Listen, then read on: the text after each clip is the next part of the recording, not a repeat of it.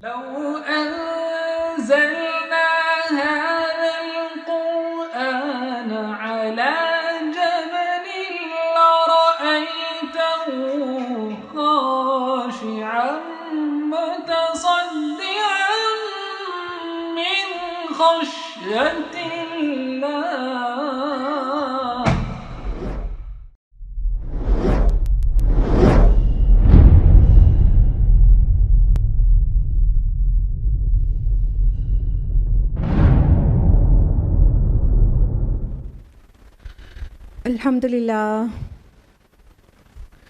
الحمدللہ رب العالمین والصلاة والسلام علی رسولہ الکریم وعلی آلہ واصحابہ اجمعین.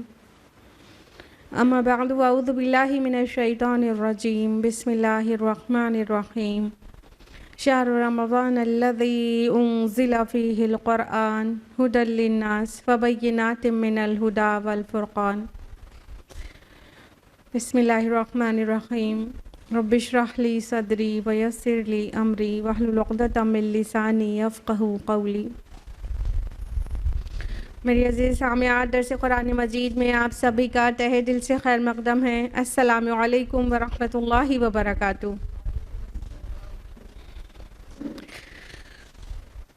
امید ہے آپ سب بخیر عافیت ہوں گی. الحمدللہ. درس قرآن میں میرے ساتھ کون سی سورہ چل رہی تھی؟ جی ہاں، سورہ فاطر. اور لاسٹ ٹائم ہم لوگوں نے سورہ فاطر کی کس آیت تک تفصیل سے جانا تھا؟ 32 تک. آج ہم لوگ آیت نمبر 33 آنورڈز جانیں گے. تو آیت نمبر 32 تک کا جو کانٹیکسٹ تھا وہ یہ کہ اللہ سبحانہ و تعالی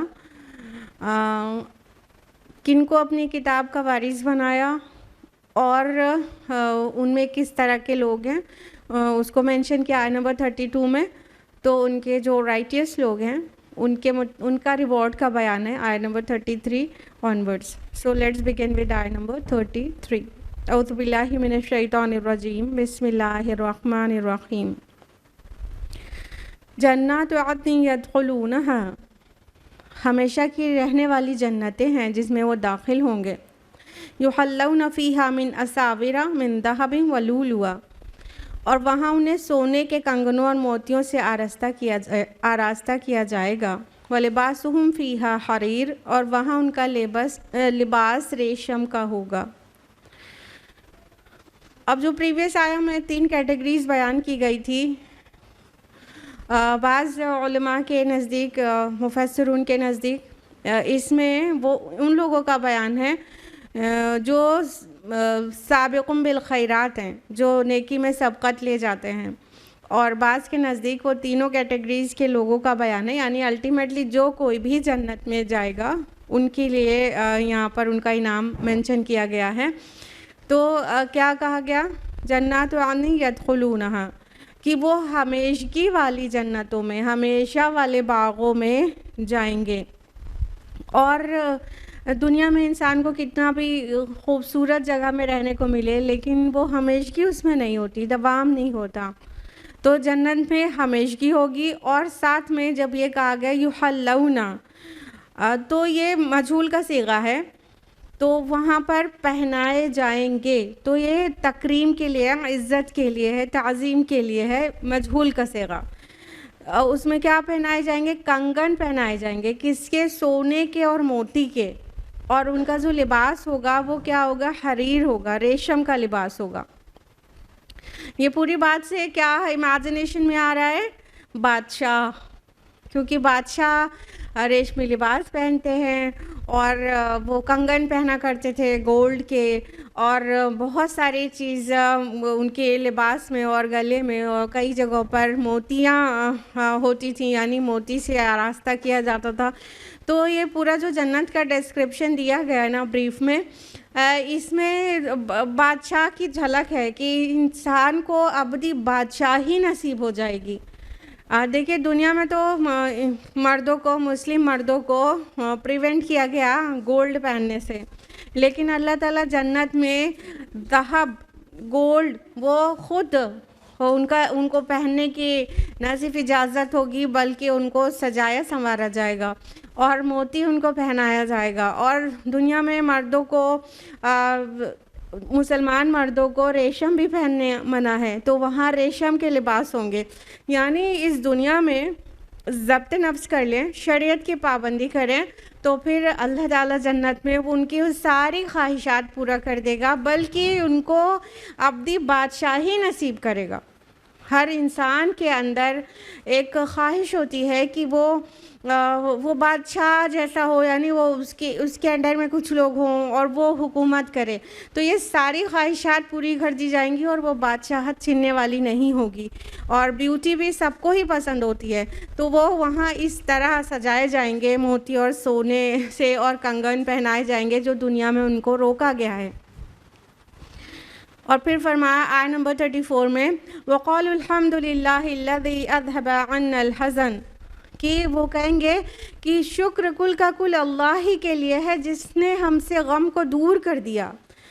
إِنَّا رَبَّنَا لَغَفُورٌ شَكُورٌ، بے شک ہمارا رب بہت معاف کرنے والا اور بے انتہا قدر کرنے والا ہے۔ تو جب جنت میں ساری چیزیں مل جائیں گی تو انسان کی زبان سے یہ کیا نکلے گا؟ یہی نا، اللہ کی حمد، بے انتہا اللہ کی حمد نکلے گی کہ اللہ پاک کا بہت زیادہ شکر ہے جس نے ہم سے غم کو دور کر دیا۔ یہ غم بہت سارے غم ہو سکتے ہیں، دنیا میں بہت سارے غم رہے ہیں لوگوں کو، اور قیامت میں جب اٹھائے جائیں گے تو اس وقت حساب و کتاب اور وہاں کا جو منظر ہوگا وہ اتنا خوفناک ہوگا، ہر انسان ڈرا ہوا ہوگا۔ کچھ جنتی بھی کچھ نہ کچھ ابھی پریڈکٹ نہیں کر پا رہے ہوں گے کہ ہمارا الٹیمیٹ ڈیسٹینیشن کیا ہوگا، ہماری نجات ہو پائے گی کہ نہیں، تو اس وقت بھی بہت غم کا گزر رہا ہوگا۔ تو وہ جب جنت میں پہنچ جائیں گے تو الٹیمیٹلی کیا ہوگا، وہاں کا جو کلمہ ہوگا وہی حمد اور تسبیح یہی تو ہوگا، تو سب کے سب کہیں گے کہ اللہ ہی کا شکر ہے، ساری تعریف اور شکر اللہ ہی کو سزاوار ہے جس نے ہم سے غم کو دور کر دیا۔ اور یہ جو آیت نمبر 32 میں جو لیسٹ کیٹیگری بیان کی گئی تھی، تو وہ لوگ کتنے ہی جو فَمِنْهُمْ ظَالِمٌ لِنَفْسِهِ جو کہا گیا نا کہ کچھ لوگوں نے اپنے نفس پر ظلم کیا ہوگا، تو وہ جو ظلم کیا ہوگا جن لوگوں نے، کہنے کا مطلب کچھ غلطیاں خطائیں ہو گئی ہوں گی ان سے، تو اس کو اللہ تعالیٰ جب معاف کر دیں گے اور جنت میں ڈال دیں گے تو بعض کے نزدیک ان کے لیے کہا گیا ہے کہ اللہ تعالیٰ غم کو دور کر دیا۔ تو کوئی بھی ایسا تو ہے نہیں کہ بالکل فلالیس ہے اور بے خطا ہے سوائے رسولوں کے، باقی سب خطا کار ہیں، تو سب دنیا میں بھی ڈرے ہی رہتے ہیں، قیامت کے دن بھی ڈرے ہی رہیں گے کہ پتہ نہیں ہماری کیا بنے گی۔ لیکن جب وہاں پر اللہ تعالیٰ اپنی رحمت سے معاف کر دیں گے اور انہیں جنت میں ڈال دیں گے تو وہ کہیں گے کہ اللہ کا شکر ہے جس نے ہم سے غم کو دور کر دیا۔ اور اس بات کی دلالت یہ فقرہ بھی کر رہا ہے ان ربنا لغفور شکور، بے شک ہمارا رب بہت ہی مغفرت کرنے والا اور بہت ہی قدر دانی کرنے والا ہے۔ یعنی بغیر اللہ کی مغفرت کے تو کوئی جنت میں جا نہیں سکتا، اللہ کی رحمت کے بغیر جنت میں کوئی جا نہیں سکتا، کیونکہ خطائیں سب سے ہوئی ہیں، لغزشیں کمزوریاں سب کے اندر ہیں۔ تو جو گناہ ہے اس کو معاف کرے گی اللہ تعالیٰ تبھی کوئی جنت میں جا سکتا ہے۔ اور شکور ہے، وہ قدر کرنے والا ہے، یعنی وہ جو نیکیاں تھیں وہ ہلکی تھیں، وہ اتنی وزنی نہیں تھیں، اس میں کہیں نہ کہیں کمیاں تھیں، تو اللہ تعالیٰ نے اس کی بھی قدر افزائی کی، اس کو بھی اللہ تعالیٰ نے قبول کیا۔ اس لیے بغیر اللہ کی مغفرت کے اور قدر کیے جانے کے کوئی بھی جنت میں جا نہیں سکتا۔ تو جب جنتی جنت میں جائیں گے تو پھر اس وے میں اس طرح سے اللہ تعالیٰ کا شکر کریں گے۔ قرآن حکیم میں کئی اور مقامات پر بھی ان کے الفاظ آتے ہیں کہ انسان جنت میں جانے کے بعد کس طرح سے اللہ تعالیٰ کا شکر کرے گا، جیسا کہ سورہ یونس کے آیت نمبر 10 میں ہے کہ وہ جب میٹنگز ہوں گی ان کی، تو میٹنگز جب اینڈ کریں گے تو کہیں گے وآخر دعوانا ان الحمد للہ رب العالمین، اور بلکہ اللہ تعالیٰ ان کو اس طرح سے نیریٹ کریں وآخر دعواہم ان الحمد للہ رب العالمین، کہ ان کا آخری کلمہ اللہ رب العالمین کی حمد ہوگا۔ تو یہیں سے یہ فقرہ ٹیکن ہے جو خطبے کے آخر میں کہا جاتا ہے وآخر دعوانا ان الحمد للہ رب العالمین۔ تو اللہ تعالیٰ یہ جنتیوں کی صفات بیان کر رہے ہیں اور جنتیوں کا جو کلام ہوگا وہ بیان کر رہے ہیں کہ ان کا آخری کلمہ کیا ہوگا، اللہ رب العالمین کی حمد ہوگی۔ الذی احلنا دار المقامۃ من فضلی، جس نے ہمیں اپنے فضل سے ابدی قیام کی جگہ ٹھہرا دیا. لا یمسنا فیہا نصب ولا یمسنا فیہا لغوب، یہاں اب ہمیں نہ کوئی مشقت پیش آتی ہے اور نہ ہی کوئی تھکان لاحق ہوتی ہے.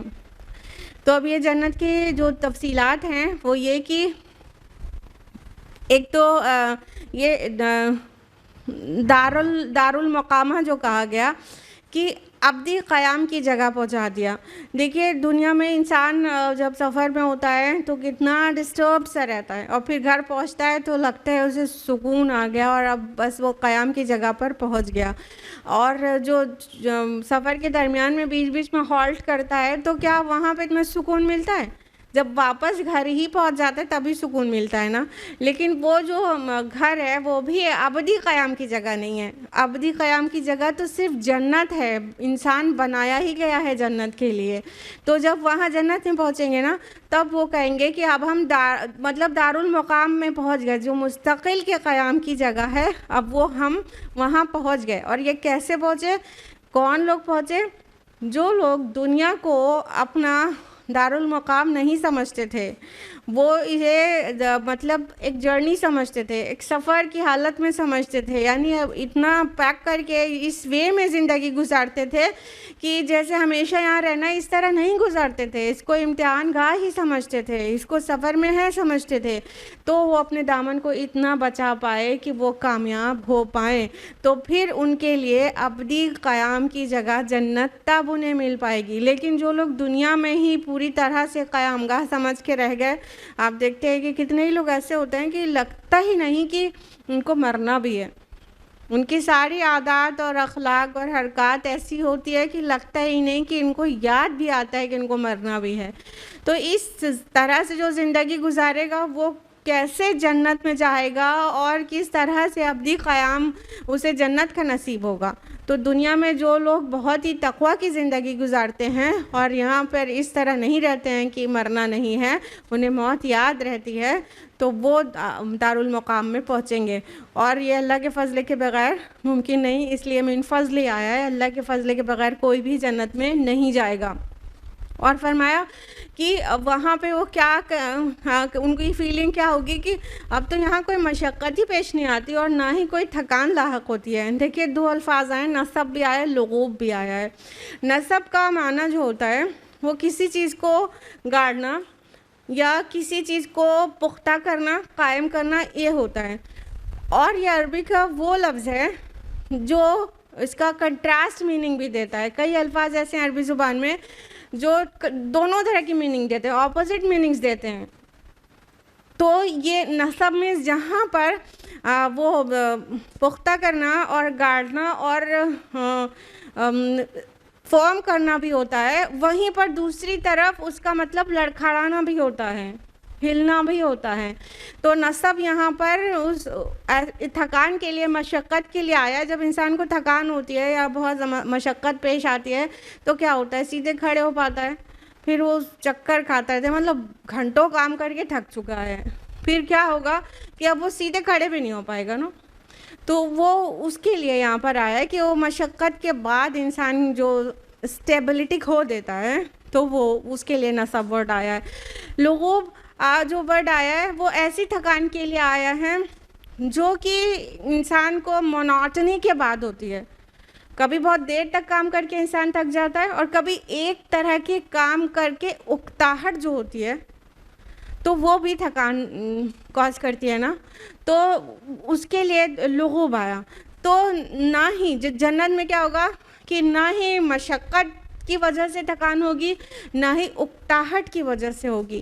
مشقت وہاں ہوگی نہیں، بادشاہ ہے، اور اکتاہٹ بالکل نہیں ہوگی. جب چاہیں گے سین بدلتا رہے گا. مطلب بیوٹی کسی کو انسان دیکھتا ہے، کوئی بیوٹیفل سینری میں آپ چلے جائیں، پھر جس وقت جائیں گے بہت اچھا لگے گا، تھوڑی دیر بعد تک بھی اچھا لگے گا، لیکن کچھ مہینے تک اسی سینری میں آپ کو رکھ دیا جائے تو اب آپ اس سے بھی اکتا جائیں گے، رائٹ؟ تو لیکن جنت میں ایسا نہیں ہوگا. جنت اتنی بڑی ہوگی اور اپنی سوچ سے بھی زیادہ بیوٹیفل ہوگی، اور جب چاہیں گے سین ہی بدلتا رہے گا. تو اب کہیں اس میں کسی قسم کی اکتاہٹ ہوگی تو وہ کہیں گے ارے یہاں تو نہ ہمیں کوئی مشقت آتی ہے، نہ تھکان لاحق ہوتی، نہ اکتاہٹ ہوتی ہے، ہم بالکل بھی تھکتے نہیں ہیں یہاں پر۔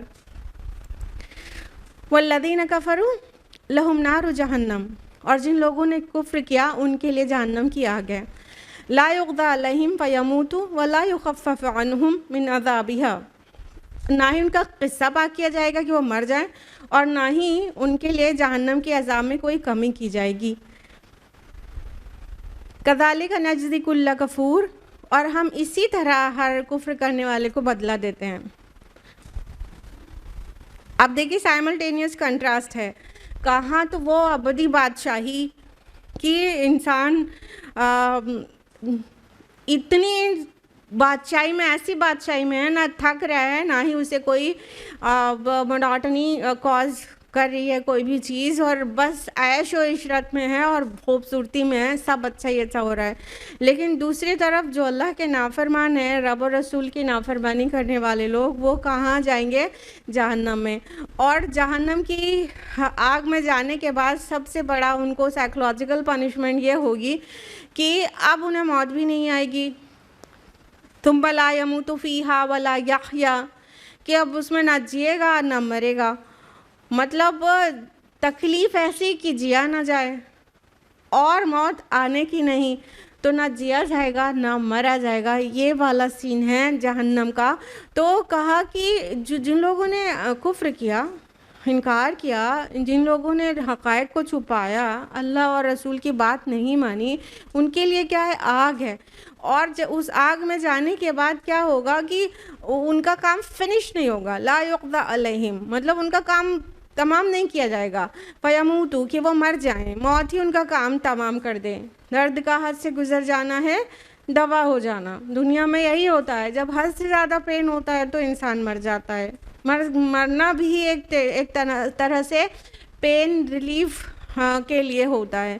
تو جہنم میں یہ ہوگا نہیں، تو نہ جیا جائے گا نہ مرا جائے گا، تو اور ساتھ میں کیا ہوگا کہ نہ ہی عذاب میں کوئی کمی کی جائے گی۔ اور اللہ تعالیٰ فرما رہے ہیں ہم کفر کرنے والوں کو ایسا ہی بدلہ دیا کرتے ہیں، یعنی کہ ہر لیول پہ ان کی ہدایت کا سامان کر دیا گیا تھا، اس کے بعد بھی وہ نہیں مانے۔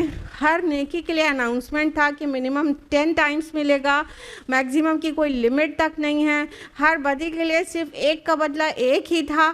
مطلب اللہ تعالیٰ نے اپنی رحمتیں انڈیل کے برسا دی تھیں، رسولوں کو بھیجا، کتابوں کو بھیجا، اور سب طرح سے ہدایت کا سامان کر دیا۔ اب جو نہایت ناہنجار ہوگا صرف وہی تو جہنم میں جائے گا۔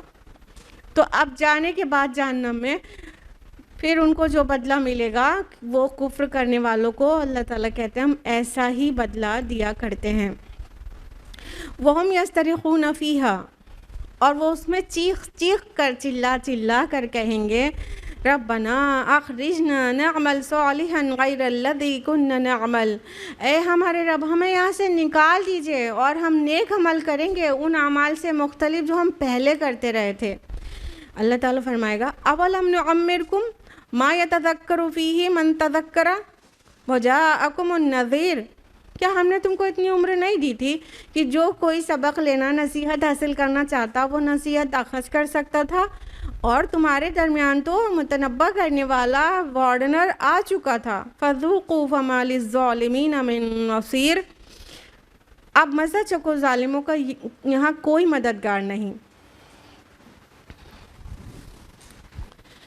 اب اللہ تعالیٰ فرما رہے ہیں کہ جب جہنم میں ڈال دیے جائیں گے تو وہاں چیخیں گے، دہاڑے ماریں گے، چلائیں گے، پکاریں گے، اور چیخ کر کیا کہیں گے؟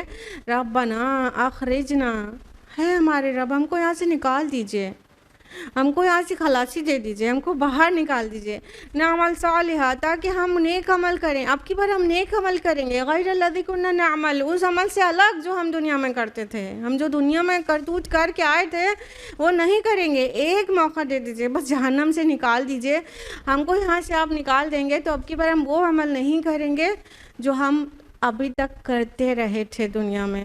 تو کیا جواب آئے گا؟ اولم نعمرکم، کیا ہم نے تم کو اتنی عمر نہیں دی تھی؟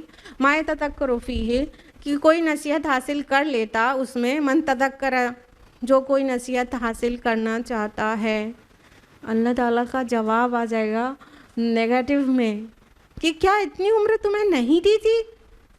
تو دنیا کی جو زندگی ہے وہ پوری کی پوری مہلت ہے، اور نصیحت حاصل کرنے کے لیے سفیشینٹ عمر یا تو کسی کو ملی ہے، اور اگر مل گئی ہے تو اس کی کوئی بھی ایکسکیوز نہیں وہاں پہ دیکھی جائے گی. اور اگر اتنی عمر ملی ہی نہیں ہے، بلوغت سے پہلے ہی کوئی مر گیا ہے، تو اس کے ذمہ گناہ نہیں ہے. اور اگر عمر تھوڑی ہلکی عمر میں مر گیا ہے تو امید ہے کہ اسے عذر اس کا سنا جائے، کیونکہ اللہ کے رسول صلی اللہ علیہ وسلم نے اس موضوع پر روشنی ڈالی ہے. صحیح بخاری، احمد اور نسائی کئی احادیث سے پتہ چلتا ہے جو ابو ہریرہ اور سہل بن سعد سعدی رضی اللہ عنہما سے مروی ہے کہ اللہ کے رسول صلی اللہ علیہ وسلم فرماتے ہیں جس نے 60 سال عمر پا لیا یا اس سے زیادہ، اب اس کے پاس کوئی موقع نہیں. یعنی 60 سال جو زندگی ہوتی ہے وہ اتنی پختگی تک پہنچ چکی ہوتی ہے کہ ہر بات کی سمجھ ایک دم اچھی طرح ڈیولپ ہو جاتی ہے، اور زندگی میں بہت طرح کے امتحان آ چکے رہتے ہیں، اور وہ انسان اتنے امتحانات دے چکا رہتا ہے. تو اگر کسی کو 60 یا 60 سے زیادہ کی عمر ملی ہو اور اس کے بعد بھی وہ نصیحت حاصل نہ کرے تو اس سے بڑا بدبخت کون ہو سکتا ہے. غور کریے گا کہ 40 کے ایج تک انسان اچھا خاصا میچور ہو جاتا ہے، کہ اس کی تھاٹس بہت میچور ہو جاتی ہیں، وہ صحیح غلط اچھا برا ہر چیز بہت اچھا سمجھ سکتا ہے. دیکھیے چڑھتی ہوئی عمر میں ایک ایکسکیوز ہوتی ہے کہ بات ٹھیک سے سمجھ میں نہیں آئی، کئی غلطیاں بچے کرتے ہیں، پھر اور میچور ہوتے ہیں 35-40 کے ہوتے ہیں تو انہیں اتنا برا لگتا ہے اپنی ہی بات یاد کر کے کہ ہم جب چھوٹے تھے تو ہم نے یہ کچھ کیا تھا 15 کی ایج میں، 14 کی ایج میں، 18 کی ایج میں، اور سمجھ نہیں تھی، اب تو ہرگز نہیں کریں گے. تو عمر جیسے بڑھتی جاتی ہے اپنی چیزوں کی بھی سمجھ ڈیولپ ہوتی جاتی ہے کہ ہمارے لیے کیا اچھا ہے کیا برا ہے. لیکن جو 40, 50 اور 60 تک کی عمر کو بھی پہنچ جائے اور سوائے مادہ پرستی اور دنیا پرستی کے کچھ نہ کرے تو اس سے بڑا بدبخت کون ہوگا. ابھی دنیا کی ہر ایک چیز تو اسے خوب سمجھ میں آ رہی تھی کہ کیسے کس طرح مطلب فائدہ ملے گا. ہر ایج میں اس نے اپنی ہر چیز کو بہت تھاٹ فلی پلان کیا تھا. جب اسکول کالج لائف تھی تو اپنا کریئر ویل پلان کیا، پھر اس کے بعد اس کی جاب اور اس کی ساری مطلب ورک کہاں کرنا ہے، کیسے سب سے زیادہ بینیفیشیل ہے، اور اس کو اس نے ویل پلان کیا. اور اس کے بعد وہ سیٹل ہوا، میرج ہوئی اور بچے ہوئے، اور پھر گھر بنایا اور اس کو اور بڑا کیا اور بڑا کیا، پھر اور گاڑیاں، اور یہ سب اس نے ویل پلان کیا. بس اسے یہی نہیں سمجھ میں آیا کہ ہدایت کا راستہ کون سا ہے اور ضلالت کا کون سا ہے. تو اتنی عمر ہونے کے بعد بھی اگر انسان نصیحت نہیں حاصل کرے تو پھر اس سے زیادہ بدبخت کوئی نہیں ہے، تو پھر وہ جہنم میں ہی جانے کے لائق ہے. تو اللہ تعالیٰ بھی کوڑا جواب دے دیں گے کہ کیا تم کو اتنی عمر نہ دی تھی کہ تم میں سے جو کوئی سمجھنا چاہتا سمجھ لیتا، سبق لینا چاہتا لے لیتا. اور صرف اتنا ہی نہیں، تمہارے درمیان تو نذیر بھی آیا تھا، تم کو تو رسول نے ایک ایک چیز کے سے آگاہ کر دیا تھا، ہر صحیح غلط اچھے برے کا فرق بتا دیا تھا. اس کے بعد بھی تم کو نہیں مانے تم.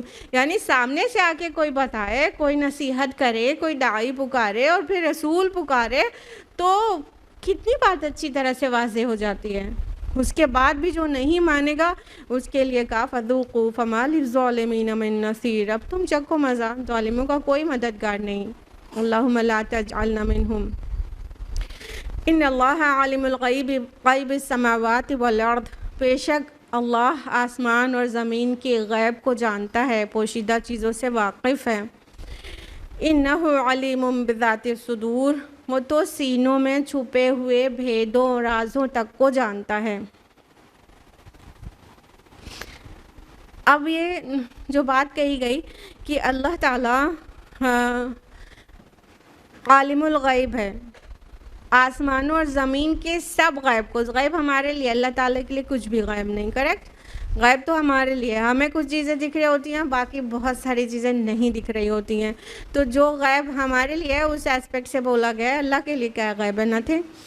تو اللہ تعالیٰ فرما رہے ہیں کہ اللہ تعالیٰ آسمان اور زمین سب کے غیب جانتا ہے، یعنی تمہیں ایسے ہی یوں ہی سا نہیں ڈرا دیا گیا ہے کہ قیامت آئے گی اور آخرت میں کیا کچھ ہوگا، بس یوں ہی نہیں کہہ دیا گیا، یہ سب ایکچولی ہونا ہے اور اللہ کی نظر میں آیا ہے۔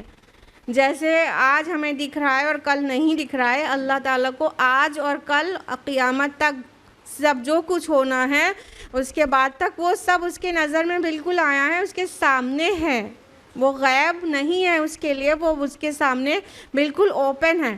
تو جو کچھ ہے یہ بس ڈراوا نہیں ہے بلکہ یہ ریالٹی ہے کہ یہی انجام ہوگا۔ ایک تو یہ معنی ہو گیا، اور ایک اس وے میں سمجھ سکتے ہیں کہ مطلب جو تم کہہ رہے ہو ہم دوبارہ ہم کو موقع دے دیا جائے تو ہم اب کی بار ویسے عمل نہیں کریں گے جیسے ہم دنیا میں پہلی بار کر کے آئے، تو اللہ تعالیٰ جانتے ہیں کہ تم کو پھر سے مہلت دی جائے گی، تم پھر سے وہی کرو گے، اور پھر جب واپس آؤ گے تو پھر یہی کہو گے ایک بار اور۔ تو اللہ تعالیٰ زمین آسمان کے سارے بھید، سارے غیب کو جانتا ہے، وہ دلوں کے اندر چھپے ہوئے راز تک کو بھی جانتا ہے۔ یعنی انسان اپنے بچنے کے لیے بہت سارے وعدے کر لیتا ہے اور پھر بعد میں وہی حرکتیں پھر کرتا ہے۔ دنیا میں یہ ہم لوگ وٹنس کرتے ہی رہتے ہیں، بچپن سے لے کے بڑھاپے تک انسان ایک ہی غلطی بار بار کرتا رہتا ہے، پھر کہتا ہے اب کی نہیں کریں گے، پھر وہ پھر وہی کرتا ہے۔ تو اللہ تعالیٰ بھی اگر ایک موقع اور دے دے تو کیا ہوگا؟ کیا وہ قیامت، وہ حساب و کتاب، وہ غیب جو ہے وہ سب اسے یاد رہے گا؟ اگر یاد رہے تو ٹیسٹ ہی کوئی نہیں ہے۔ اگر ساری چیزیں یاد رہیں، جیسے کہ عالم ارواح میں ہم کو پیدا کیا گیا تھا، ہمیں یاد کچھ نہیں ہے، اگر وہ ساری چیزیں یاد رہتی then where is the test? کوئی ٹیسٹ کا، امتحان کا کوئی پوائنٹ ہی نہیں بنتا۔ تو اگر امتحان میں ڈالنا ہے اللہ تعالیٰ کو تو کچھ چیزیں دماغ سے محو کرنا پڑے گا۔ تو جب دماغ سے پھر ایک بار اور ساری چیز محو کر کے وہ پھر دنیا میں بھیج دیا جاتا تو پھر وہ وہی تو کرتا نا کہ ہمیں تو یاد ہی نہیں ہے کچھ، اب جو دکھ رہا ہے اس کے اوپر بلیو کرو، اب تو جو مادہ ہے اسی کے اوپر رائے کرو، تو وہ پھر وہی کرتا۔ اس لیے اللہ تعالیٰ دلوں کے اندر کے حال کو بھی جانتا ہے۔ جہنم میں جانے کے بعد کوئی ایکسکیوزز نہیں۔ اللہم لا تجعلنا منہم، هو الذی جعلکم خلائف فی الارض، وہی تو ہے جس نے تم کو زمین میں خلیفہ بنایا۔ فمن کفر فعلیہ کفر، تو جو کوئی کفر کرتا ہے اس کے کفر کا وبال اسی پر ہے۔ ولا یزید الکافرین کفرہم عند ربہم الا مقتا، اور کافروں کو ان کا کفر اس کے سوا کوئی ترقی نہیں دیتا کہ ان کے رب کا غضب ان پر زیادہ سے زیادہ بھڑکتا چلا جائے۔ ولا یزید الکافرین کفرہم الا خسارا، اور کافروں کے لیے خسارے میں اضافے کے سوا کوئی ترقی نہیں۔ اب اللہ سبحانہ تعالیٰ آیت نمبر 39 میں فرما رہے ہیں کہ وہی تو ہے جس نے تمہیں زمین میں خلیفہ بنایا۔ خلیفہ کا معنی کیا ہوتا ہے؟ ایک تو جانشین ہوتا ہے کہ پیچھے والوں کی جگہ خود لے لینا، ٹھیک ہے، جانشینی کرنا، اور دوسرا ریپرزینٹیٹیو ہوتا ہے۔ تو اگر اس کا معنی جانشی کے طرح سے سمجھا جائے تو یہاں پر فرمایا جا رہا ہے هو الذی جعلکم خلائف فی الارض، تم کو زمین میں خلیفہ بنایا، یعنی کہ پچھلی قوموں کو تمہاری جگہ رکھا تھا، ان پر یہ حالات آئے تھے، ان کے ساتھ انہوں نے جن لوگوں نے نافرمانی کی روش اختیار کی ان کا کیا انجام ہوا۔ اب اسی جگہ تم کھڑے ہو، تم کو ان کا خلیفہ بنایا ہے، تو کیا تم پیچھے مڑ کے دیکھتے نہیں ہو کہ نافرمانوں کا کیا انجام ہوا تھا؟ تو انسان کو غور کرنا چاہیے کہ وہ پچھلی قوم سے یعنی جس کی جانشینی وہ کر رہا ہے اس سے پہلوں کے ساتھ ہوا کیا، اسے سبق لے، اسے غور کرے۔ اور دوسرا خلیفہ کا معنی جو ریپرزینٹیٹیو ہوتا ہے، اگر اس طرح اس انداز میں اس آیت کو سمجھیں تو مطلب ہوگا کہ اللہ تعالیٰ نے تم کو ریپرزینٹیٹیو بنایا تھا نا زمین میں، مالک تو نہیں بنا دیا تھا زمین کا۔ اللہ تعالیٰ نے تم کو یہاں پر اپنے حکم کو نافذ کرنے کے لیے ریپرزینٹیٹیو بنایا تھا، نائب بنایا تھا، تم کو مالک نہیں بنا دیا تھا۔ تو تم نے تو نائب ہونے کے بجائے خود مختاری کا دعویٰ کر دیا، تمہاری زندگی اور تمہاری سوسائٹی میں وہ چلا جو تم چاہتے تھے، وہ نہیں چلایا جو اللہ چاہتا ہے۔ ہاں تو تمہاری حیثیت تو خلیفہ کی ہے، مالک کی نہیں ہے۔ فرمایا فمن کفر فعلیہ کفر، جس نے کفر کیا اس کا کفر اسی کے لیے ہے، یعنی اس پر اس کا وبال اس کو خود جھیلنا پڑے گا، وہ اللہ کا کچھ نہیں بگاڑ سکتا کفر کر کے، بلکہ اس کے کفر کا وبال اس کے خود کے اوپر آئے گا۔ کہنے کا مطلب اس کا نقصان دنیا سے آخرت تک اسے خود ہی بھگتنا ہے، وہ اللہ کا کچھ نہیں بگاڑ دے گا۔ اور اللہ تعالیٰ فرما رہے ہیں کہ کافروں کو ان کا کفر اللہ کے نزدیک کیا کرتا ہے؟ اللہ کے غضب کو بڑھانے کا کام کرتا ہے۔ تو یہ کوئی بھی عقل مندی کی بات نہیں ہے کہ خالق کائنات کا غضب کے وجہ بنا جائے، اللہ کے غضب اور غصے کو دعوت دی جائے اور اپنی شامت خود سے بلا لی جائے۔ تو اللہ تعالیٰ فرما رہے ہیں کہ وَلَا يَزِيدُ الْكَافِرِينَ كُفْرُهُمْ إِلَّا خَسَارًا، اور یہ جن لوگوں کا جو کفار ہیں ان کا کفر کس چیز میں انہیں بڑھاتا ہے؟ سوائے نقصان کے اور کسی چیز میں نہیں بڑھاتا۔ اب کفر کو ایک دم ایسے فلیٹ معنی میں مت لیجیے گا کہ مسلم تو مسلم ہے باقی سب کافر ہیں، نہیں۔ جس طرف اللہ تعالیٰ نے جس چیز کی طرف بلایا ہے، اللہ اور اس کے رسول نے جس چیز کا حکم دیا ہے، اس سے قولی یا عملی انکار کرنا کفر ہے، اور اللہ کی نشانیاں بکھری ہوئی ہیں اس پر غور نہ کر کے اس سے سبق نہ لینا بھی ایک کائنڈ آف کفر ہے، کہ ہر طرف ہدایت کے آثار ہیں لیکن وہ انسان اسے اگنور کر رہا ہے۔ تو کفر انکار ہی نہیں ہوتا، کفر کنسیل کرنا بھی ہوتا ہے، چھپانا بھی ہوتا ہے۔ تو حقائق سامنے آتے رہتے ہیں، لیکن جو نفوس اپنے نفس کی پرستش کرنا چاہتے ہیں وہ ان آثار کا انکار کرتے ہیں، اسے چھپاتے ہیں، اسے دباتے ہیں، اسے غور نہیں کرتے۔ تو یہ ہے کفر قرآنی اصطلاح میں۔ تو جو لوگ کفر کریں گے ان کا سوائے خسارے کے ان کا کسی چیز میں اضافہ نہیں ہوگا۔ آگے فرمایا قُلْ أَرَأَيْتُمْ شُرَكَاءَكُمُ الَّذِي تَدْعُونَ مِن دُونِ اللَّهِ، کہ نبی ان سے کہیے تم نے دیکھا ہے کبھی اپنے ان شریکوں کو جن کو تم اللہ کو چھوڑ کر پکارتے ہو؟ ارونی ماذا خلقوا من الارض، ذرا مجھے تو دکھاؤ زمین میں انہوں نے کیا پیدا کیا ہے۔ ام لہم شرک فی السماوات، یا تو آسمانوں میں ان کی کیا شرکت ہے۔ ام آتیناہم کتابا فہم علی بینۃ منہ، یا ہم نے انہیں کوئی تحریر یا کتاب دے رکھی ہے جس کی بنا پر وہ کوئی صاف سند رکھتے ہوں۔ بل ان یعد الظالمون بعضهم بعضا الا غرورا، نہیں بلکہ ظالم ایک دوسرے کو محض فریب کے جھانسے دیے جا رہے ہیں۔ اب اللہ سبحانہ تعالیٰ فرما رہے ہیں قل، اے نبی صلی اللہ علیہ وسلم ان سے کہہ دیجئے ارأیتم، کیا تم نے دیکھا ہے۔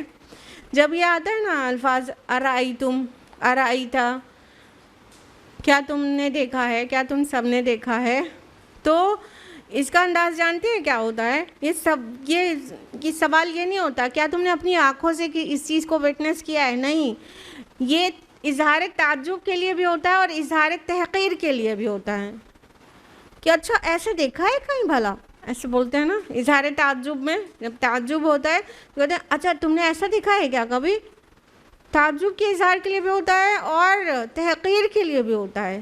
ایسا کہاں ہوتا ہے کہیں، ایسا دیکھا ہے کیا، تحقیر کے لیے بھی، تذلیل کے لیے بھی ہوتا ہے۔ تو اللہ تعالیٰ کہہ رہے ہیں ان سے کہو کیا تم نے دیکھا ہے اپنے ان شریکوں کو جن کو تم نے خدا کو چھوڑ کر پکارتے ہو کہ وہ زمین میں کوئی چیز انہوں نے پیدا کی ہو یا آسمان میں کوئی ساجھا ہو ان کا۔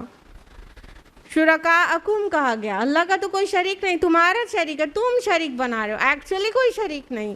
شرکاءکم تمہارے شریک تم نے بنا رکھے ہیں، تم نے گڑھ رکھا ہے۔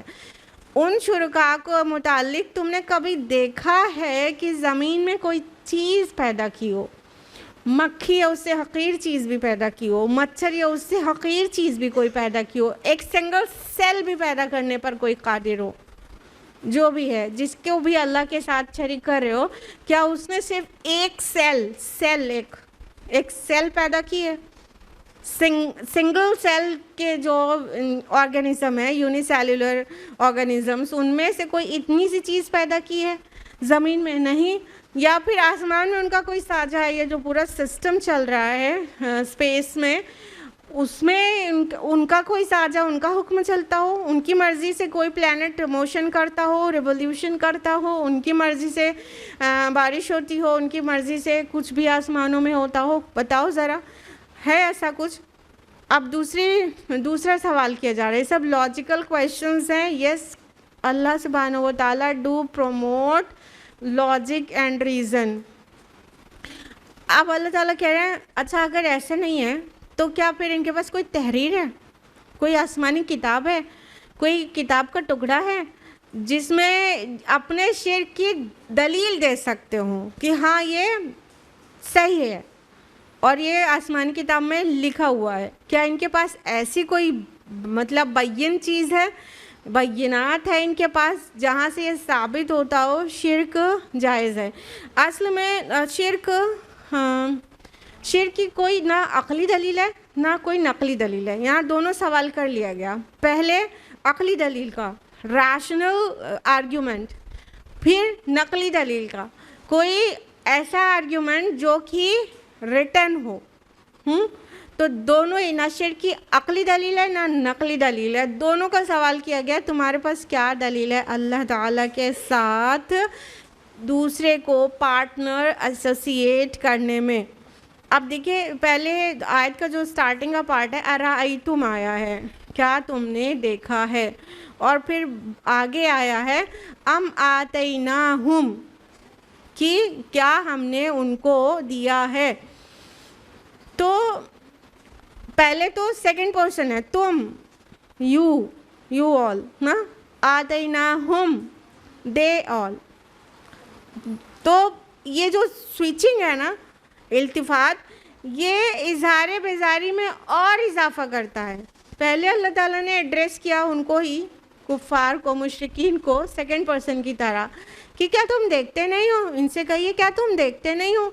और फिर बाद में कह दिया कि क्या हमने इन्हें दिया है, यानी अब एड्रेस भी डायरेक्ट नहीं, मुंह फेर लिया गया, नाराज़ हो गए अल्लाह ताला, और बिल्कुल बेजारी इससे और बढ़ी हुई महसूस होने लगी कि अब अल्लाह ताला डायरेक्ट ख़िताब करके भी नहीं कह रहे हैं कि थर्ड पर्सन की तरह कह रहे हैं कि क्या हमने इन्हें कोई तहरीर दे रखी है जहाँ से ये साफ साबित कर दे सकते हो कि शिर्क जायज़ है, करने लायक चीज़ है। बल्कि अल्लाह ताला फरमा रहे हैं कि नहीं, ये तो जालिम एक दूसरे को झांसे दे रहे हैं। मतलब ये जो जितने पीर फ़कीर औलिया अब्दाल नाम से एक से बढ़कर एक झांसे देने वाले एग्जिस्ट कर रहे हैं, ये सब उनके झांसे हैं। नहीं तुम किए जाओ, हम तुम्हारी बख्शिश करा देंगे, तुम हमारे झंडे तले आ जाओ, तुम्हारा आखिरत आसान हो जाएगी, उसका रास्ता हम ये बड़े पीर साहब जो है वो मग़फ़िरत करवाएंगे और अल्लाह के आगे ज़िद करके बैठ जाएंगे और अल्लाह को उनकी ज़िद और सिफारिश माननी पड़ेगी, माअज़ल्लाह। तो ये सब जो है शिर्क के धंधे चल रहे हैं, इसमें कुछ भी नहीं बल्कि झांसे दिए जा रहे हैं। बल्कि जालिम लोग जो हैं बहुत ही फ़रेब और झांसे में पड़े हुए हैं, उनकी मानकर आसान ज़िंदगी तलाश करना चाहते हैं, आसानी से बस जुमरा जो है शीरनी बांट दो और फिर उसके बाद कुछ ना करना पड़े, चाहे जिस तरह से कमाओ और चाहे जिस तरह से खर्च करो। तो ये कुछ नहीं है, जो झांसे दिए जा रहे हैं बहुत ज़्यादा भारी पड़ जाएंगे।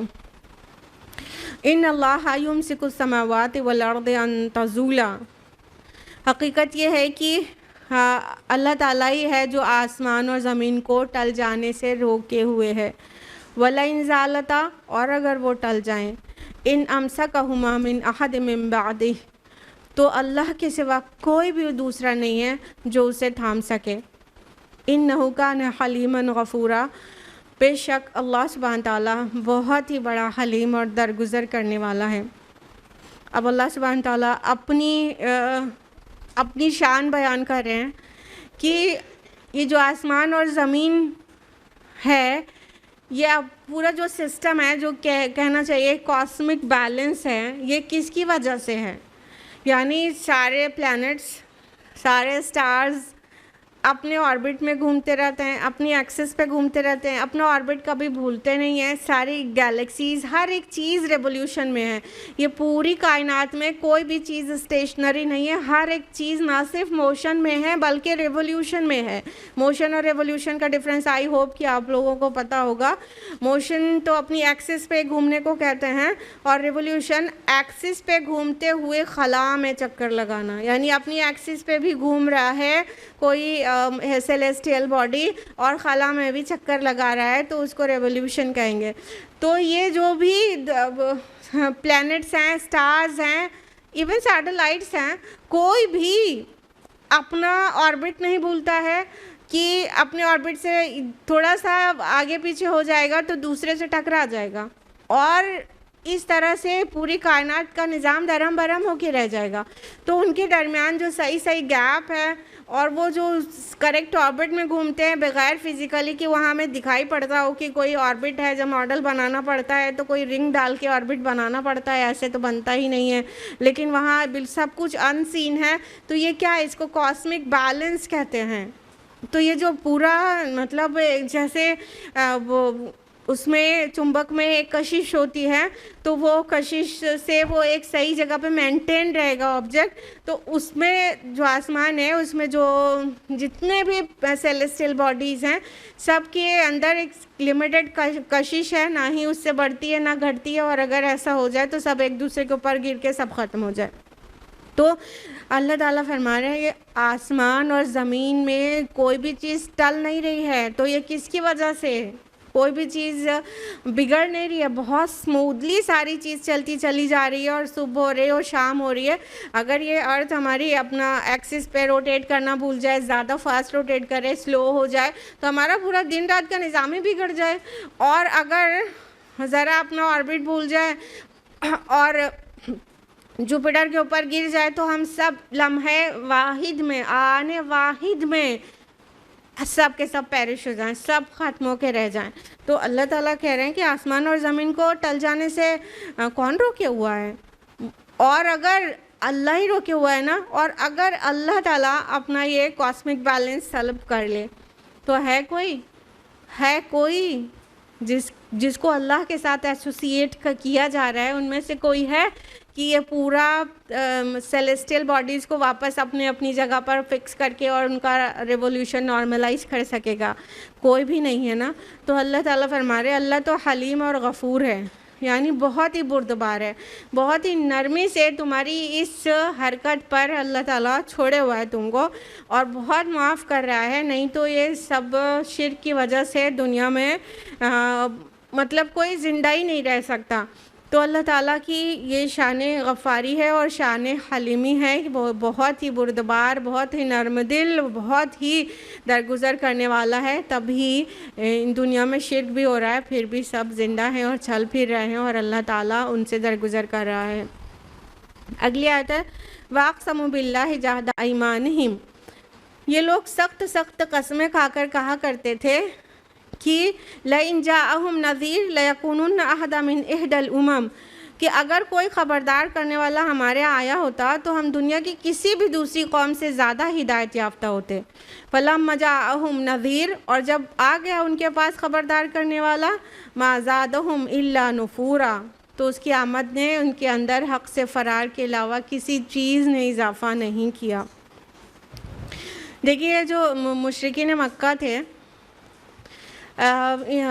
بنو اسماعیل جو تھے، جو قریش کے لوگ اور دیگر مکہ کے لوگ، جب وہ دیکھتے تھے یہود کو کہ ان کے پاس کتابیں ہیں، ان کے پاس شریعت ہے، ان کے ہاں رسول آئے، تو اپنے میں کہیں نہ کہیں تھوڑا سا وہ فیل کرتے تھے، انفیریئر فیل کرتے تھے، اور یہود ٹائم ٹو ٹائم ان کو انفیریئر فیل کراتے بھی رہتے تھے. وہ اپنی علم اور اپنی کتابوں کے حوالے سے اپنے کو سپیریئر سمجھتے تھے، لہٰذا وہ مشرکین مکہ کو کوئی نہ کوئی بات سناتے رہتے تھے جس سے انہیں تکلیف ہوتی تھی.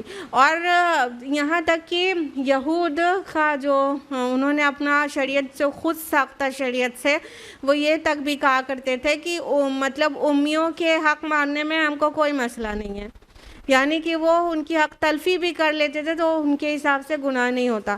تو جب یہ مظلوم ہوتے نا مشرکین، تو یہ کہتے تھے کہ دیکھو تمہارے یہاں رسول بھی آئے ہیں، تمہارے یہاں کتابیں بھی ہیں، اگر ہمارے یہاں کوئی رسول آ جاتا یا آ جائے تو ہم سب سے بڑھ کر ہدایت پر رہیں گے، تم لوگ مطلب ایسے کیسے کر سکتے ہو؟ اور ہمارے یہاں رسول آیا ہوتا تو ہم بہت ہدایت پر ہوتے، اور اگر ابھی بھی آ جائے تو ہم بہت ہدایت پر ہوں گے. اتنا ہی نہیں، یہود کیا یہ خبر پوری طرح سے تھی جو کہ ظاہر بنو اسماعیل کے درمیان بھی تھی کہ اب آخری رسول جو ہے امیوں میں سے آئے گا. یہ کوئی معمولی سی خبر نہیں تھی، ان کے علماء میں یہ پختہ خبر تھی.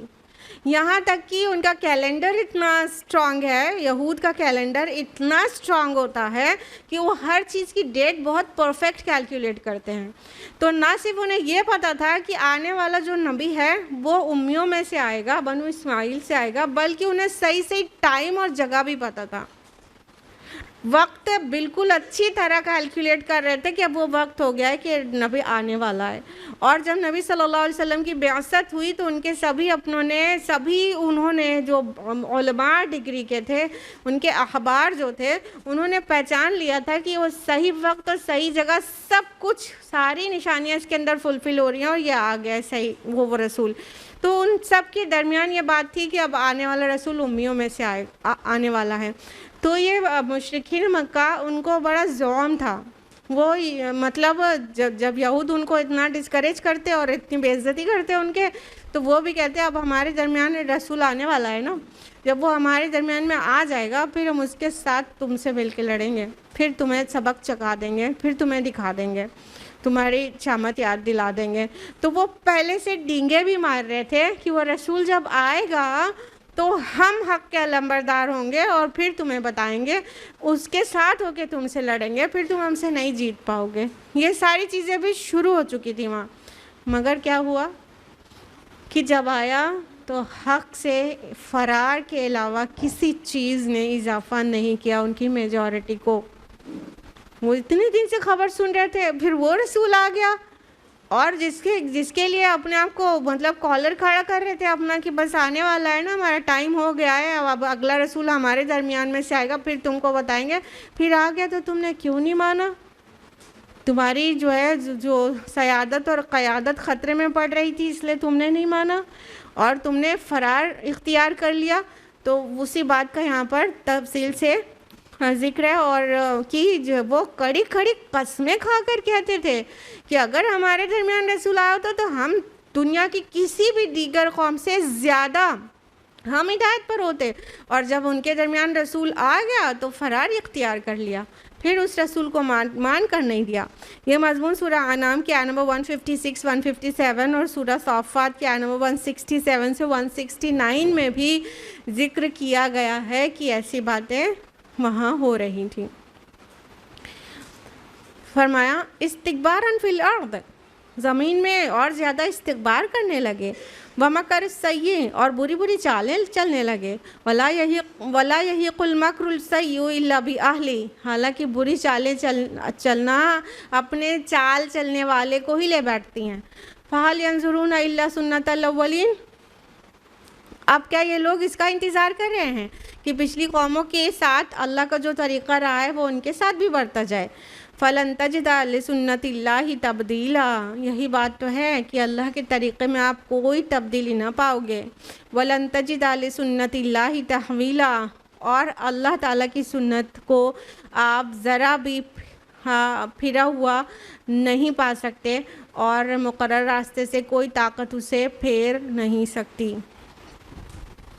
تو اللہ سبحانہ تعالیٰ نے آگے فرمایا کہ جب وہ رسول آ گیا تو اس سے فرار اختیار کیا، ہدایت قبول کرنے سے فرار اختیار کیا، استکبارن فی الارض، اور زمین میں اور زیادہ استکبار کرنے لگے، اور زیادہ اکڑ گئے زمین میں، اور زیادہ فساد کرنے لگے۔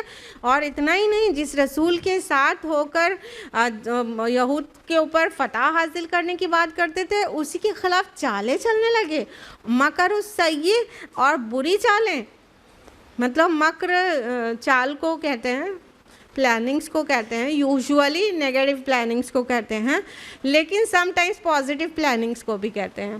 تو جب سیئہ ورڈ آ گیا تو اب اس میں اب کوئی ریزن نہیں رہ گیا کہ کوئی اچھی پلاننگ کی بات ہو رہی ہے، بری ہی پلاننگ کی بات ہو رہی ہے، بری چالیں چلنے لگے۔ نبی صلی اللہ علیہ وسلم کے خلاف کیا کیا چال نہیں چلی، آپ صلی اللہ علیہ وسلم کی پوری جان لینے کی کوشش کی، اور اللہ نے کتنی حفاظت کے ساتھ ان کے درمیان سے نکال کر مدینہ میں پہنچا دیا، سبحان اللہ۔ تو یہ اللہ تعالیٰ کا انتظام تھا، وہ اپنے رسولوں کی حفاظت کرتا ہے، لیکن انہوں نے چالوں چلنے میں تو اپنی کوئی کسر نہیں چھوڑی تھی، جان لینے تک کی بھی سازش کر ڈالی تھی۔ تو اللہ تعالیٰ فرماتے ہیں کہ جو بری چال چلتا ہے نا، اب دیکھیے اس کو اسپیسیفک مت رکھیے گا، یہ جنرل بات ہو بھی ضرور ہے کہ جو بھی دوسرے کے لیے گڑھا کھودتا ہے وہ خود اس گڑھے میں گرتا ہے، دوسرے کے لیے جو جال بنتا ہے وہ خود اس جال میں پھنس کے رہتا ہے۔ یہ قرآن حکیم کہہ رہا ہے، وَلَا يَحِقُّ الْمَكْرُ السَّيِّئُ إِلَّا بِأَهْلِهِ، بری چالیں چلنے والا خود اس ٹریپ میں خود پھنس جاتا ہے، اپنے ہی جال میں خود پھنس جاتا ہے۔ اس لیے کسی کا برا چاہنا یہ نہ سوچے کہ دوسرے کا برا کرنے میں کامیاب ہو جائیں گے، بہت زیادہ چانسز ہیں کہ وہ بری چالیں خود کے لیے وبال ثابت ہو جائیں گی، آخرت میں ہی نہیں دنیا میں بھی۔ تو اللہ تعالیٰ فرما رہے ہیں کہ کیا اس چیز کا انتظار کر رہے ہیں کہ جو چیز ان سے پہلے لوگوں نے کی ہے وہی یہ بھی کر رہے ہیں، تو اس کا جو رزلٹ نکلا ہے وہی رزلٹ اپنے اوپر بھی انتظار کر رہے ہیں، یعنی پیچھے کے لوگوں کو تباہ کر دیا گیا رسول کی نافرمانی کرنے اور رسول پر ایمان نہ لانے کی وجہ سے، تو کیا یہ چاہتے ہیں کہ اللہ کی یہی سنت ان کے اوپر بھی پوری ہو جائے؟ اس چیز کا انتظار کر رہے ہیں۔ تو اللہ تعالیٰ بھی اعلان کر رہے ہیں، سن لو، فَلَن تَجِدَ لِسُنَّتِ اللَّهِ تَبْدِيلًا، تو اللہ کی سنت کو، اللہ کے طریقے کو کبھی بدلتا ہوا نہ پاؤ گے۔ یعنی یہ ایسا کون سا وہ لال لگا کر آئے ہیں کہ پچھلی قوموں نے انکار کیا تو تباہ ہو گئی، اور یہ وہی انکار کریں تو یہ نہیں تباہ ہوں گے، پھلے پھولیں گے۔ یہ اللہ کی سنت بدلتی نہیں، جو اللہ کے رسول کا انکار کرتا ہے، اسے جھٹلاتا ہے، اس کی تکذیب کرتا ہے، وہ قوم تباہ ہو جاتی ہے۔ اور اللہ تعالیٰ کہہ رہے ہیں کہ اللہ کی سنت میں کوئی تبدیلی نہ پاؤ گے، اور اللہ کی سنت میں کوئی رخ پھرا ہوا نہ پاؤ گے۔ دیکھیے تبدیلی کا مطلب ہوتا ہے کوئی چیز کو بدل دینا، اور تحویل کا مطلب ہوتا ہے کسی چیز کا رخ پھیر دینا۔ تو تبدیلی تو تھرو آؤٹ چینج کر دینے کو کہتے ہیں، اور تحویل کس کو کہتے ہیں؟ کچھ بتا دینے کو، رخ پھیر دینے کو، ڈیویٹ کر دینے کو۔ تو پچھلی کتابوں میں تو تبدیلی ہوئی، مطلب ٹیکسٹ کو اٹھا کے دوسرا رکھ دیا گیا اور اللہ کے نام لگا دیا گیا، لیکن کتاب اللہ جو آخری کتاب اللہ ہے قرآن حکیم، اس میں تبدیلی ممکن ہی نہیں، کیونکہ اس کی حفاظت کا ذمہ اللہ نے لیا ہے۔ اس میں تحویل ہوتی ہے، انٹرپریٹیشن، کچھ کا کچھ دے دیا جاتا ہے، کہا کچھ جا رہا ہے، اس کا مفہوم کچھ اور بنا دیا گیا، اس کو تحویل کہتے ہیں۔ تو اللہ تعالیٰ کہہ رہے ہیں نہ اللہ کی سنت کو تم بدلا ہوا پاؤ گے، نہ ہی رخ پھرا ہوا پاؤ گے، کہ جو ایک قوم تھی وہ جو رویہ اختیار کیے ہوئی تھی وہی رویہ تم اختیار کرو، تو ان کو اللہ نے تباہ کیا تو تم بچ جاؤ گے، تبدیلی نہیں پاؤ گے، اور نہ ہی تحویل پاؤ گے کہ جب وہ وقت آ گیا کہ کون سا صحیح وقت ہے، تو وہ وقت آنے کے بعد بھی وہ جو پنشمنٹ یا جو بھی عذاب اللہ کی طرف سے آنا ہے اس کا رخ تم نہیں پھیر پاؤ گے، تمہارے بس میں نہیں ہوگا کہ اس کا رخ کا دھارا کہیں اور پھیر دو اور وہ عذاب تم پر آنے سے رہ جائے۔ تو نہ اللہ کی سنت کو بدلتا ہوا پاؤ گے اور نہ ہی رخ پھیر دینا تمہارے بس میں ہوگا۔ اولم یسیروا فی الارض، کیا تم زمین میں گھومے پھرے نہیں ہو؟ کیا یہ زمین میں گھومے پھرے نہیں ہیں؟ فینظروا کیف کان عاقبۃ الذین من قبلہم، کہ ان لوگوں کا انجام نظر آتا جو ان سے پہلے ہوئے تھے۔ وکانوا اشد منہم قوہ، اور وہ تو ان سے زیادہ طاقت رکھتے تھے۔ وما کان اللہ لیعجزہ من شیء فی السماوات ولا فی الارض، اور اللہ کو کوئی چیز عاجز کرنے والی نہیں ہے، نہ آسمانوں میں اور نہ زمین میں. انہ کان علیما قدیرا، اور وہ سب کچھ جانتا ہے اور ہر چیز پر قدرت رکھتا ہے. تو اللہ تعالیٰ گھومنے پھرنے کو پروموٹ بھی کر رہا ہے، لیکن ان سے سوال کر رہا ہے کہ کیا تم زمین میں گھومے پھرے نہیں ہو؟ کہنے کا مطلب تم سفر کرتے ہو، تم جاتے ہو راستے میں. جو اہل مکہ اور اہل عرب جب نارتھ میں سفر کرتے تھے تو ان کو سمود کے مسکن دکھائی پڑتے تھے، ان کو لوط علیہ السلام کی قوم کی پلٹی ہوئی بستیوں سے گزر ہوتا تھا، یہ ساری چیزوں سے ان کا گزر ہوتا تھا. تو اللہ تعالیٰ کہہ رہے کیا تم زمین میں سیر نہیں کرتے ہو؟ تم گھومتے نہیں ہو، جاتے نہیں ہو بزنس کے پرپز سے، گھومنے کے پرپز سے، تم کسی بھی طرح سے جاتے ہو نا، تو جو کھنڈرات تمہیں وٹنس ہوتے ہیں، کیا سوچتے نہیں ہو کہ یہ عالی شان محلات کھنڈر میں کیسے بدل گئے؟ کیا وہ اپنی کہانی چیخ چیخ کر خود بیان نہیں کر رہے ہوتے؟ اور آج آرکیولوجی ڈے بائی ڈے کتنی اسٹرانگ ہوتی جا رہی ہے نا. اب آج آرکیولوجی کے ذریعے کون سی چیز کا پتہ چل رہا ہے، سمندر کے اندر کتنی بستیاں ہیں جو کسی بستی کے متعلق ہے پلٹ دی گئی، اور کسی بستی کے متعلق ہے کہ کوئی آتش فشاں کوئی والکینو کا ایرپشن ہوا تھا، جو سب کے سب کھانا کھا رہے ہیں، بچے کھیل رہے ہیں، وہ سب پتھر میں تبدیل ہو گئے، ایسا ان کے اوپر لاوا گرا اور پھر بستی پلٹی تو سمندر کے نیچے چلے گئے. ساری چیز ہر طرح سے کھیلتے ہوئے اور کیا کہنا چاہیے غفلت والے اس میں پوسچر میں وہ پڑے ہوئے ہیں. کیا وہ پوری آرکیولوجی تمہیں نہیں بتا رہی ہے کہ ان کے ساتھ پوری کی پوری قوم کے ساتھ یہ کیا ہوا؟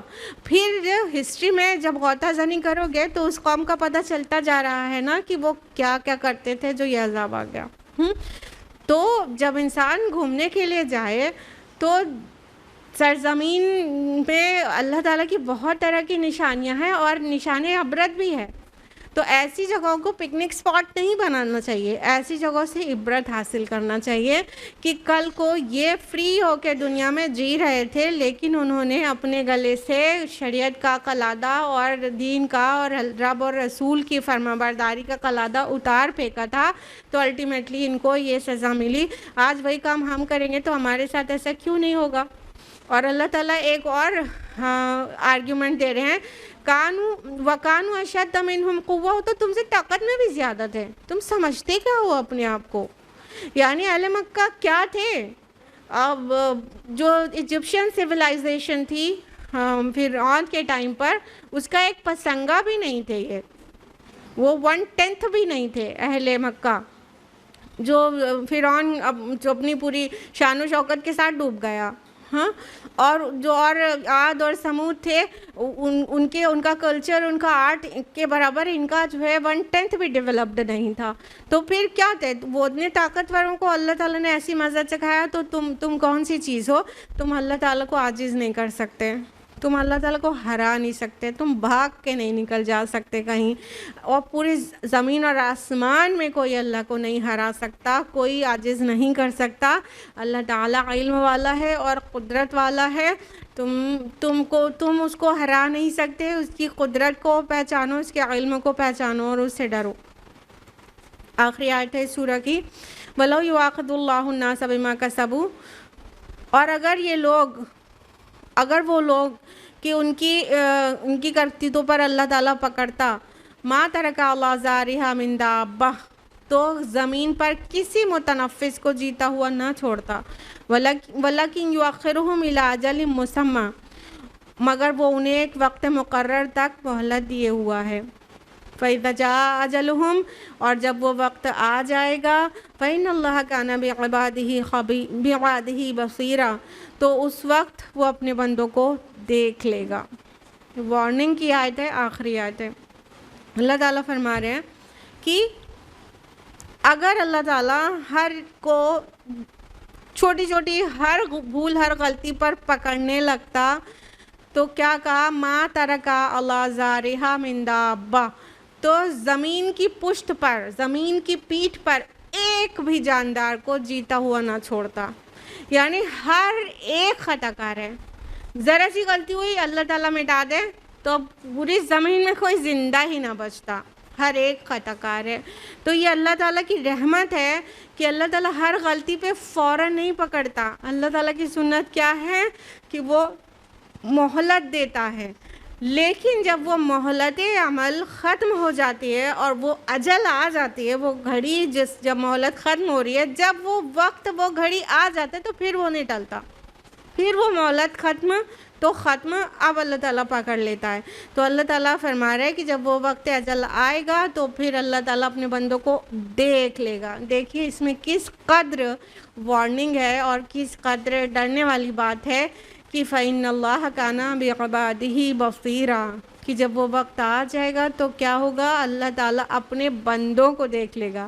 ایک تو بندے ہیں ہم اللہ کے، خود مختار نہیں ہیں، بادشاہ نہیں ہیں، مالک نہیں ہیں، اس کے سلیوز ہیں، اس کے غلام ہیں، اس کے بندے ہیں، اور اللہ تعالیٰ مالک ہو کر کہہ رہا ہے کہ وہ دیکھ لے گا، تو اس کا مطلب کیا ہوتا ہے؟ لہٰذا اللہ تعالیٰ کی رحمت، قدرت اور اس کے علم کے حوالے سے اس کی عظمت کو پہچانے، اور جو اللہ تعالیٰ نے مہلت دی ہے نا اس کو مناسب جان کر اپنے پچھلے گناہوں کی توبہ کر کے آئندہ آنے والے دنوں کے اعمال کی اصلاح کر لیں، یہ ہی عقل مندی ہے۔ اور یہ سورہ کا اینڈ اسی بات کی ہم کو درس دے رہا ہے کہ ہم سب اپنے رب کے اس رحمت کو پہچان لیں کہ ہمیں مہلت دیا ہوا ہے، اور اس مہلت کا ہم فائدہ اٹھا لیں۔ آج کے لیے اتنا ہی۔ اللہ تعالیٰ سے دعا ہے کہ وہ ہم سبھی کو قرآن مجید پڑھنے، سمجھنے، غور و فکر کرنے، عمل کرنے اور دوسروں تک پہنچانے کی توفیق عطا فرمائے۔ اللہ تعالیٰ قرآن مجید کے مطابق ہماری زندگیوں کو ڈھال دے اور ہم سب کو گناہوں سے باز رکھے اور رب اور رسول کی نافرمانی سے بچا لے اور اپنے فرما بردار بندے بندیوں میں شامل کر لے۔ آمین۔ وآخر دعوانا ان الحمد للہ رب العالمین۔ السلام علیکم ورحمۃ اللہ وبرکاتہ۔